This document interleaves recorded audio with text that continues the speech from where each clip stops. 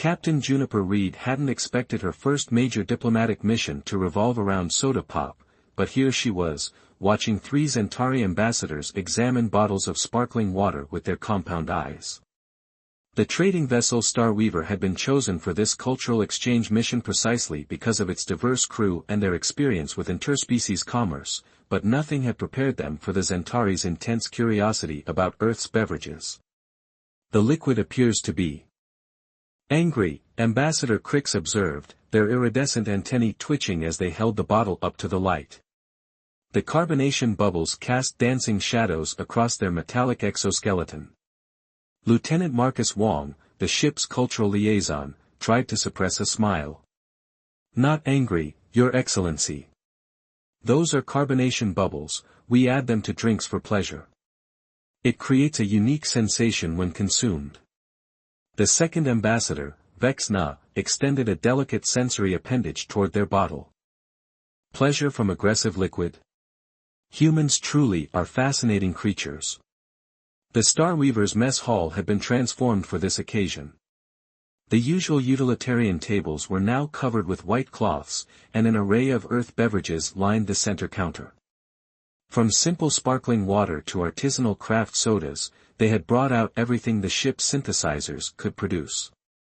Chief Engineer Dmitry Volkov leaned against the wall, arms crossed, watching the proceedings with obvious amusement. He'd bet his month's rations that the Centauri would either love or hate the fizzy drinks, there would be no in-between. The bet was looking increasingly likely to pay off, judging by the ambassador's reactions. "The protocol for consumption," the third ambassador, ZYX, inquired formally. Their mandibles clicked with anticipation. Captain Reed stepped forward. "Allow me to demonstrate." She picked up a glass and slowly poured the sparkling water, allowing the ambassadors to observe how the bubbles formed and rose. "You simply drink it as you would any liquid. The bubbles might tickle slightly, that's normal and part of the experience." The Centauri Trading Federation controlled 3 major supply routes that Earth desperately wanted access to. Who would have thought that the success of these negotiations might hinge on their reaction to carbonation? Ambassador Crix went first, raising the glass with their primary manipulators. The entire crew held their breath as the Centauri took a careful sip. The reaction was immediate and dramatic. Crix's entire exoskeleton shifted from its usual deep blue to a brilliant purple, a sign of intense surprise in their species. "By the cosmic currents," they exclaimed, mandibles flaring. "It bites back. The liquid actually fights." Lieutenant Wong quickly intervened. "Is that unpleasant, Your Excellency?" To everyone's relief, Crix's color shifted to a pleased golden hue. "Unpleasant? No. This is remarkable. Our people have never encountered a beverage with such personality." Encouraged by their colleagues' reaction, Vexna and ZYX took their own sips. Vexna's antennae curled in delight, while ZYX emitted a series of clicking sounds that the universal translator rendered as laughter. "Humans," Vexna declared, "you have managed to tame tiny explosions and put them in bottles for entertainment. This is either brilliant or madness, perhaps both." Captain Reed exchanged relieved glances with her crew. "Wait until you try the flavored varieties," she said, nodding to Lieutenant Wong to bring forward the array of fruit-flavored sodas they had prepared. The next hour passed in a blur of tastings and explanations. The Centauri were particularly fascinated by the concept of different flavors combined with carbonation. They developed clear preferences. Crix favored citrus flavors, Vexna couldn't get enough of berry variants, and ZYX became absolutely enamored with cola. "Captain Reed," Ambassador Crix said formally after they had sampled the entire selection, "we must discuss the possibility of including these sodas in our trade agreements. Our people would never forgive us if we kept such delights to ourselves." Chief Engineer Volkov barely managed to contain his laughter. Years of diplomatic negotiations, countless formal meetings, and what finally broke the ice? Fizzy drinks. As the evening wound down, Captain Reed found herself sharing a quiet moment with Ambassador Crix while the others continued their enthusiastic sampling. "You know," Crix said, their color shifting to a thoughtful blue-green, "we had heard humans were innovative, but we didn't understand until now. You take something as simple as water and transform it into an experience of joy. Perhaps this is why your species has spread so far among the stars, you see possibilities where others see only what is." Reed smiled, raising her own glass of sparkling water. "To possibilities then, Ambassador." Crix raised their glass in return, perfectly mimicking the human gesture they had learned that evening. "To possibilities, Captain. And to the strange, wonderful ways they can fizz." The success of the carbonated beverage tasting had put everyone aboard the Star Weaver in high spirits, but Captain Reed couldn't shake a nagging concern about the next phase of their cultural exchange. The ship's mess hall had been reconfigured once again, this time featuring an elaborate display of Earth's caffeinated beverages, coffee, tea, and energy drinks in all their varieties. "Are you absolutely certain about their biochemical compatibility?" Reed asked Dar. Helena Patel, the ship's chief medical officer, as they made final preparations before the Zentari ambassador's arrival. Dr. Patel consulted her tablet, scrolling through pages of analysis. "The simulations show no dangerous interactions. Their metabolism can process caffeine, though the effects might be unpredictable." "Unpredictable how?" Lieutenant Wong asked, arranging a set of delicate porcelain cups. Before Dr. Patel could answer, the mess hall doors slid open with a soft hiss. The three Zentari ambassadors entered, their exoskeletons gleaming under the ship's lights. After yesterday's success, they practically vibrated with anticipation. "What new human wonders await us today?" Ambassador Vexna asked, their antennae perking forward with interest. Chief Engineer Volkov stepped forward, gesturing to the elaborate coffee brewing station he'd helped set up. "Today, we introduce you to humanity's fuel, the drinks that keep our civilization running." Ambassador Crix's color shifted to curious yellow. "Fuel? You consume engine materials?" "It's a figure of speech," Lieutenant Wong explained quickly. "These beverages contain a stimulant called caffeine that helps humans stay alert and focused." Ambassador ZYX clicked their mandibles thoughtfully. "You intentionally consume consciousness-altering substances for productivity?" "Among other reasons," Captain Reed said diplomatically. "We thought we'd start with something mild, a traditional Earth beverage called tea." Dr. Patel carefully prepared cups of green tea, explaining the steeping process to their fascinated guests. The Zentari watched intently as tiny leaves unfurled in the hot water, their compound eyes tracking every movement. Ambassador Crix took the first sip, and their exoskeleton immediately shifted to a bright, startled orange. "Fascinating.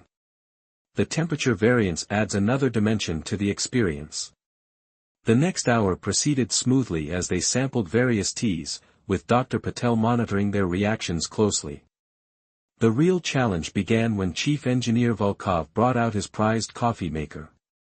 "This," he announced proudly, "is an authentic Italian espresso machine. It's been in my family for 3 generations." The rich aroma of freshly ground coffee beans filled the air. The Zentari's sensory appendages twitched in unison, trying to process the new smell. Ambassador Vexna's color shifted rapidly through several shades of excitement. "The aroma is intense," they observed. "Like a solar storm in gaseous form." Volkov prepared 3 perfect shots of espresso, each topped with a crema so thick you could float a credit chip on it. The ambassadors, now comfortable with human drinking customs, didn't wait for instructions before sampling their drinks. The effect was immediate and extraordinary. Ambassador Crix's exoskeleton began cycling through colors like a malfunctioning light display. Vexna's antennae started vibrating at a frequency that made nearby cups rattle. ZYX, usually the most reserved of the 3, began speaking so rapidly that the universal translator struggled to keep up. "This is remarkable. Extraordinary. Revolutionary. The neural pathways are experiencing unprecedented stimulation. Is this how humans feel all the time? The universe seems infinitely more interesting. Did you know that the Centauri language has 47 words for space dust? I never found that particularly relevant until this exact moment. Dr. Patel checked her medical scanner with growing concern. Their neural activity is off the charts, but within safe parameters. I think perhaps we should hold off on the energy drinks, Captain Reed suggested, watching as Ambassador Crix began attempting to calculate faster-than-light trajectories using the coffee cups as visual aids. Did you know, Vexna announced to no one in particular, that human coffee beans are actually seeds? Seeds. And they're roasted. Humans discovered that burning seeds makes thinking juice. Brilliant. Absolutely brilliant. Lieutenant Wong leaned closer to Captain Reed. Should we be worried? Hard to say, Reed replied, observing as Ambassador ZYX began composing what they claimed was a new form of mathematical poetry about the thermodynamics of coffee brewing. But I think we've just discovered why no one ever introduced the Centauri to caffeine before. The next few hours were a blur of hyperactive alien diplomacy. The ambassadors proposed 17 new trade agreements, designed a theoretical improvement to the ship's propulsion system, and composed a collaborative epic poem about the cultural significance of hot beverages across the galaxy. Finally, as the caffeine began to wear off, the three ambassadors settled into what Dr. Patel described as the alien equivalent of a coffee crash. Their exoskeletons had taken on a subdued, slightly shimmering tone that the translator suggested meant, contentedly exhausted. Captain Reed, Ambassador Crix said, their voice now calm but still filled with wonder, we must add a warning label when we introduce coffee to our people. Something appropriate like, caution, may cause spontaneous brilliance and temporary hyperintelligence. And poetry, Ambassador ZYX added seriously. Don't forget the poetry. As the ambassadors departed for their quarters to rest, Captain Reed turned to her crew. Well, she said, I suppose this counts as a success. If by success you mean we just invented hyperactive alien poetry, Volkov replied, already cleaning his beloved espresso machine, then yes, definitely a success. Dr. Patel was still reviewing her medical readings with fascination. You know what the most interesting part is? Their neural patterns suggest they actually became more efficient at problem-solving under the influence of caffeine. Those trade agreements they proposed. They're surprisingly well thought out. So we've discovered that coffee makes Centauri both hyperactive and hyperintelligent? Lieutenant Wong asked incredulously. The diplomatic corps is going to have a field day with this report. Captain Reed smiled, pouring herself a well-deserved cup of coffee. Just wait until tomorrow, she said. That's when we introduce them to chocolate. The morning after the caffeine incident, the Starweaver's hydroponics bay had been transformed into a tropical oasis. Lieutenant Wong had worked through the night with the environmental controls to create the perfect setting for today's tasting session. Real fruit trees, normally used for oxygen recycling in crew nutrition, were proudly displaying their bounty. The air was thick with the sweet scent of ripening fruit. Are you sure they've recovered enough for this? Captain Reed asked Dr. Patel, watching as the doctor arranged her medical equipment discreetly behind a cluster of potted citrus trees. Their readings returned to baseline about 2 hours ago, Dr. Patel confirmed. Though Ambassador ZYX is still occasionally speaking in rhyme. The hydroponics bay doors opened, revealing the three Centauri ambassadors. Their exoskeletons had regained their usual luster, though there was something distinctly more energetic about their movements after yesterday's coffee experience. What a remarkable environment!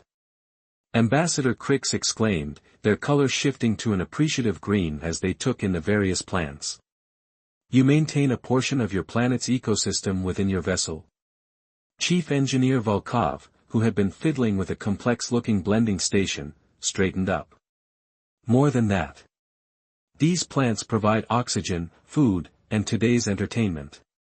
Ambassador Vexna approached a nearby orange tree, extending a sensory appendage toward the fruit. These spherical objects, they contain liquid? In a way, Lieutenant Wong explained, plucking a ripe orange from the tree. With practiced movements, he began to peel it.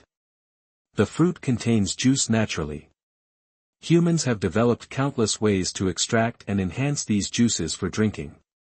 The ambassadors watched in fascination as Wong separated the orange into segments. Dar.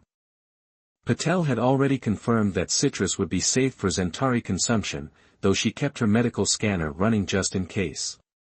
Ambassador ZYX's antennae twitched with interest. You mean to tell us that plants create pre-packaged beverages? Nature's own drink containers, Captain Reed confirmed. Though we've gotten creative with how we prepare them. Mr. Volkov, would you like to demonstrate? The engineer grinned and activated the blending station. Today, we're going to show you 3 different ways humans enjoy fruit: fresh squeezed juice, smoothies, and what I like to call extreme fusion beverages. He started with simple orange juice, using a press to extract the liquid from several fruits. The Zentari ambassador's compound eyes tracked every drop as it fell into the crystal glasses. Ambassador Crix took the first sip, and their exoskeleton immediately blazed with a brilliant purple hue that none of the crew had seen before. This is, there are no words in any of our languages for this sensation. Sweet? Lieutenant Wong suggested. Sweet, Crix repeated the word reverently. Yes. We have nothing like this in our sector of space. Our nutrients are primarily savory or bitter. This is an entirely new taste dimension. Encouraged by Crix's reaction, Vexna and ZYX eagerly sampled their drinks. Vexna's antennae curled in pleasure, while ZYX began emitting a harmonic humming that made the nearby plants vibrate slightly. If you enjoy that, Volkov said, already loading fruits into his blender, wait until you try a smoothie. We add frozen fruit for texture, a little yogurt for creaminess, don't worry, Dr. Patel approved this variety for your biology, and just a touch of honey. The sound of the blender caused the ambassadors to take a defensive stance until Wong explained it wasn't actually a weapon. The resulting bright purple concoction drew curious clicks from their mandibles. The color resembles the sacred pools of Zentari Prime, Ambassador ZYX observed, accepting a glass. Their first taste produced such an intense color shift that Dr. Patel's scanner beeped in alarm. Are you all right, Ambassador? The doctor asked, stepping forward. All right. I am experiencing transcendence. ZYX declared. The temperature. The texture. The harmonious blend of different sweet notes. This is not just a beverage, it's a religious experience. Captain Reed watched in amazement as the usually formal ambassadors became increasingly enthusiastic with each new drink. Volkov's extreme fusion beverages, combinations of different fruits with herbs and spices, produced particularly dramatic reactions. You must understand, Ambassador Vexna explained between sips of a mango-ginger blend, our species evolved on a world where most plants were defensive. The idea of plants producing something so willingly delicious, it challenges our entire understanding of biological relationships. That's what I love about space exploration, Lieutenant Wong said, preparing another round of drinks. Every difference we discover helps us see our own world in a new light. The session continued with increasingly experimental combinations. The ambassadors developed clear preferences. Crix couldn't get enough of citrus, Vexna became obsessed with tropical fruits, and ZYX declared themselves a smoothie enthusiast. As the tasting wound down, Ambassador Crix addressed Captain Reed with unusual solemnity. Captain, we must discuss the possibility of establishing permanent fruit trade routes. Our scientists will need to study these plants, for purely diplomatic reasons, of course. Of course, Reed agreed, trying to keep a straight face as she watched ZYX attempt to convince Volkov to part with his blender recipe book. Additionally, Vexna added, their color shifting to what the translator indicated was bureaucratic serious with undertones of pleading. We would like to request the establishment of a smoothie bar at our main space station. Dr. Patel, reviewing her medical data, looked up with interest. You know what's fascinating? The natural sugars in the fruit seem to have a mild euphoric effect on their neurology. Nothing like the caffeine incident, but definitely positive. We might have just discovered the galaxy's first alien sweet tooth. Captain Reed smiled as she watched her crew already beginning to plan the logistics of interstellar fruit trade. Who would have thought that Earth's simple fruits could become such a powerful tool of diplomacy? Just wait until tomorrow, Lieutenant Wong whispered to Volkov. That's when we introduce them to ice cream. The engineer's eyes widened. Should we warn Dr. Patel to stock up on medical supplies? Probably, Wong agreed, watching as Ambassador ZYX attempted to write another poem, this one about the spiritual enlightenment found in perfectly blended smoothies. Definitely probably. The Starweaver's environmental controls were working overtime, creating distinct temperature zones in the ship's main recreation area. On one side, heating elements gave off a cozy warmth. On the other, cooling units maintained a crisp chill. Captain Reed stood in the middle, watching her crew make final adjustments for today's demonstration. Let me get this straight, Dr. Patel said, calibrating her medical scanner yet again.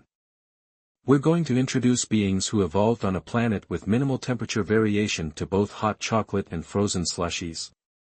In the same session, Lieutenant Wong adjusted the hot chocolate dispenser. Think of it as a controlled experiment in temperature extremes. There's nothing controlled about giving aliens brain freeze, Volkov muttered, but he was smiling as he fine-tuned the slushy machine he'd modified from spare parts. The Zentari ambassadors arrived right on schedule, their exoskeletons shifting colors slightly as they detected the temperature variations in the room. Ambassador Crix's antennae twitched with curiosity. Your environment is unstable, they inquired, compound eyes scanning the room. Intentionally so, Captain Reed explained. Today, we're exploring how humans use temperature to enhance our drinking experience. Ambassador Vexna's color shifted to a questioning blue. You intentionally alter the thermal properties of your beverages?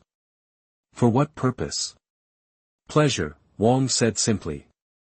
Sometimes we want to warm up, sometimes we want to cool down, and sometimes we just enjoy the sensation. Dr. Patel stepped forward with her tablet. We've analyzed your thermal tolerance range. Everything we're serving today falls well within safe parameters for your species, though the sensations might be intense. Ambassador ZYX's mandibles clicked rapidly, a gesture the crew had learned to interpret as excitement. After yesterday's fruit revelations, we are prepared for intensity. Let's start with something warm, Reed suggested, nodding to Wong. The lieutenant began preparing hot chocolate with practiced efficiency, the rich aroma filling the air. This scent. Ambassador Crix's color rippled with interest. It shares properties with the coffee, but different. This is hot chocolate, Wong explained, adding a careful swirl of whipped cream to each cup. It's a traditional earth comfort drink, made from processed cacao beans, milk. Don't worry, we're using a synthetic variant safe for your consumption, and a touch of sweetness. The ambassadors accepted their cups cautiously, their sensory appendages extending to test the steam rising from the surface. The temperature is aggressive, Ambassador Vexna observed. Sip carefully, Dr. Patel advised, her scanner humming quietly. 3 sets of alien mandibles carefully approached their cups. The reaction was instantaneous and spectacular. Ambassador Crix's exoskeleton blazed with swirling patterns of gold and amber. Vexna's antennae curled into tight spirals of pleasure. ZYX began vibrating at a frequency that made the whipped cream dance. The heat amplifies the sweetness. Crix exclaimed. And the texture, it's simultaneously liquid and not liquid.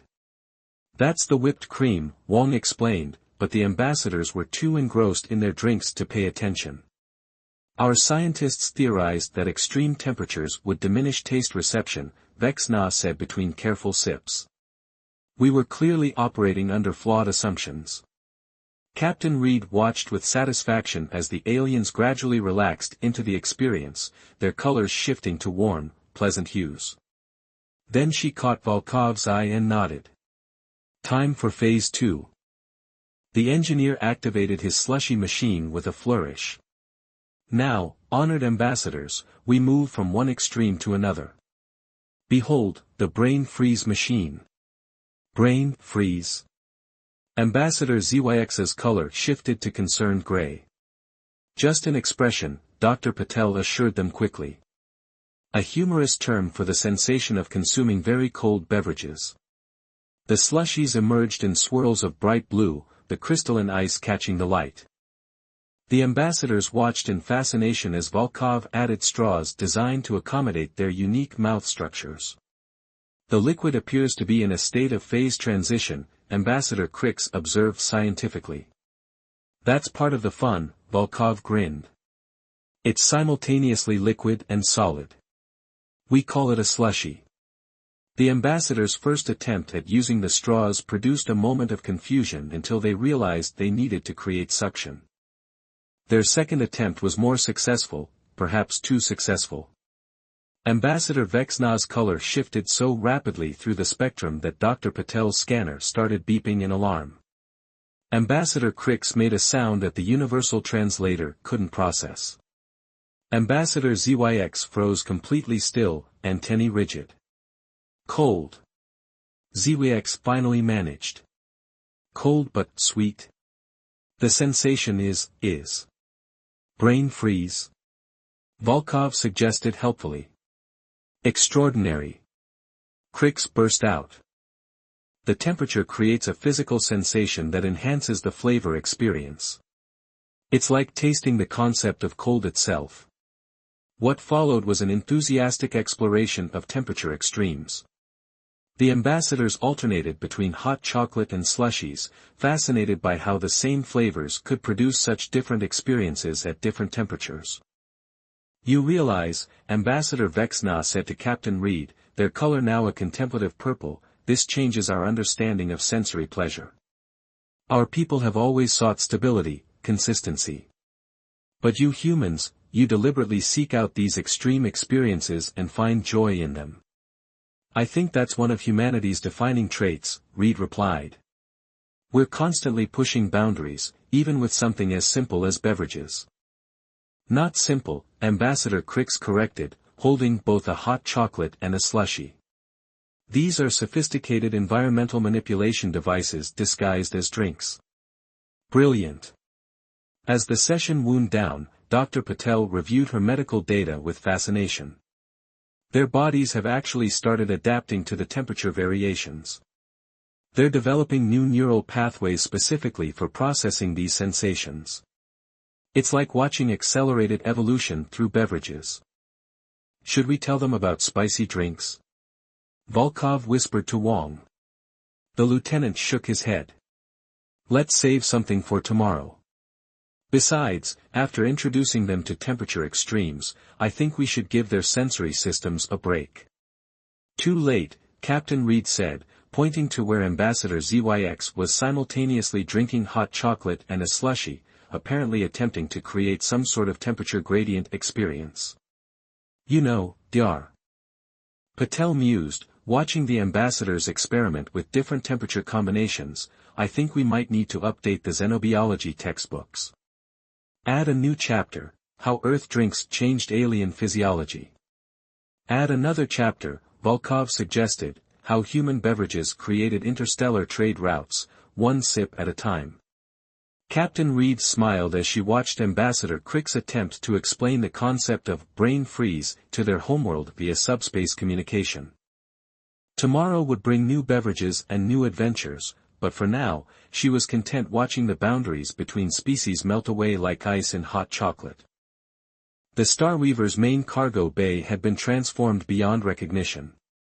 Strings of light curved overhead like stellar paths, and the normally austere space now housed an elegant array of serving stations from both Earth and Centauri cultures.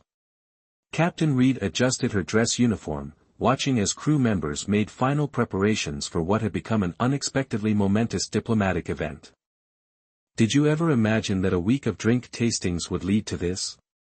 Lieutenant Wong asked, carefully arranging a display of Earth's most iconic beverages, everything from the carbonated drinks that started it all to their latest temperature-defying creations. Definitely not, Reed replied, eyeing the mysterious crystalline containers the Centauri had brought aboard. Though I'm more curious about what they're going to share with us. Dar. Patel was already scanning the alien beverages from a discreet distance. Their biochemists worked with me to ensure compatibility. Everything's safe, though they warned that some of their traditional drinks might be interesting for human taste buds. Interesting how? Volkov asked, fiddling with the temperature controls on his elaborate beverage cooling system. Before Patel could answer, the cargo bay doors slid open. The 3 Centauri ambassadors entered, but they weren't alone.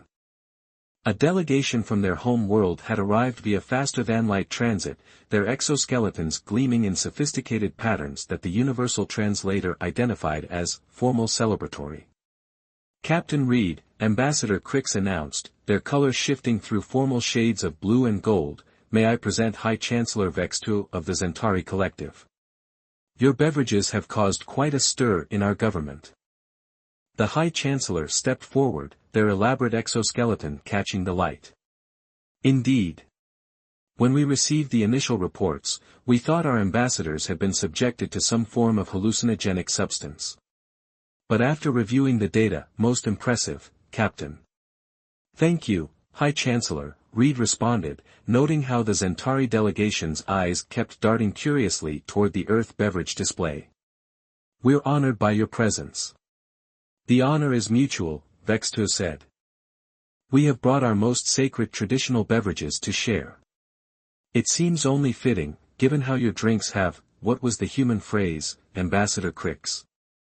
Blown our minds, Crix supplied helpfully, their color shifting to an amused purple. The celebration began with formal introductions, but the atmosphere quickly relaxed as both species began sharing their drinks. The Centauri beverages proved to be as fascinating as Earth's had been to them. This, Ambassador ZYX explained, presenting a luminescent liquid that seemed to flow in multiple directions at once, is stellar cascade. It's synthesized in zero gravity using crystals from our home world's rings. Lieutenant Wong took a careful sip and his eyes widened. It tastes like watching a supernova feels. An apt description, ZYX said approvingly. The crystals capture and release specific wavelengths of light, creating a synesthetic experience. Meanwhile, Dr. Patel was analyzing a drink that seemed to change its molecular structure as it was consumed. Fascinating. The liquid reorganizes itself based on the drinker's body temperature. The evening progressed with an increasing sense of wonder on both sides. The Centauri delegation was particularly taken with Earth's hot chocolate, leading to an impromptu lesson in marshmallow roasting that had the alien scientists frantically taking notes about sugar caramelization. High Chancellor Vextu drifted between groups, their colors shifting to increasingly pleased hues as they observed the interactions.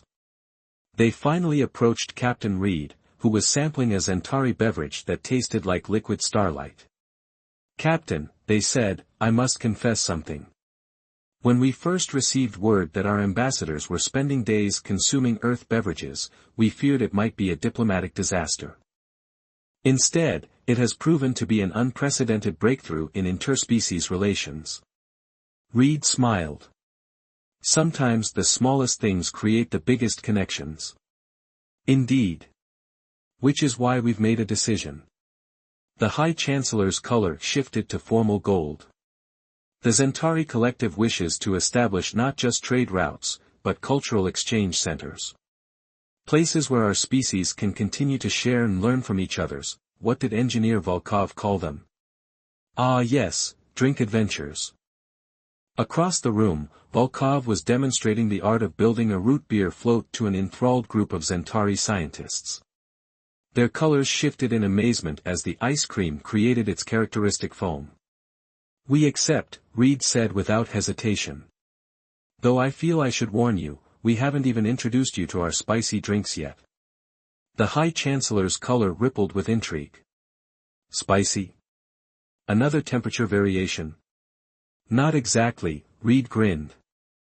"But that's a discovery for another day." As the celebration continued, Ambassador Crix clinked their glass against Reed's, a human gesture they'd perfected over the week. "You know, Captain, there's an old Centauri saying, 'Knowledge flows like liquid stars.' We never took it literally until now." "And we have a saying," Reed responded, raising her glass. "To boldly go." Though I don't think anyone expected that to mean boldly going into beverage diplomacy. "To boldly go, then," Crix agreed, their color shifting to match the gold of their drink. "And to all the discoveries yet to come, one sip at a time." Around them, humans and Centauri continued to mingle, share drinks, and build bridges between their cultures. Dr. Patel's medical scanner beeped happily as it recorded new data about interspecies reactions. Lieutenant Wong was teaching a group of Centauri diplomats how to make paper umbrellas for their drinks. And Volkov had somehow convinced the High Chancellor to try a brain freeze, for scientific purposes, of course. As Captain Reed watched it all unfold, she couldn't help but think that perhaps this was what space exploration was really about. Not just the grand discoveries and dramatic first contacts, but these small, shared moments of joy and wonder. In the vast expanse of space, sometimes all it took to bridge the gap between stars was a willingness to try new things, even if those things happened to be carbonated, caffeinated, or served at mind-bending temperatures. The Starweaver's mission had started as a simple trade negotiation. It was ending as something far more meaningful, proof that in this infinite universe, connection could be found in the most unexpected places, even at the bottom of a glass.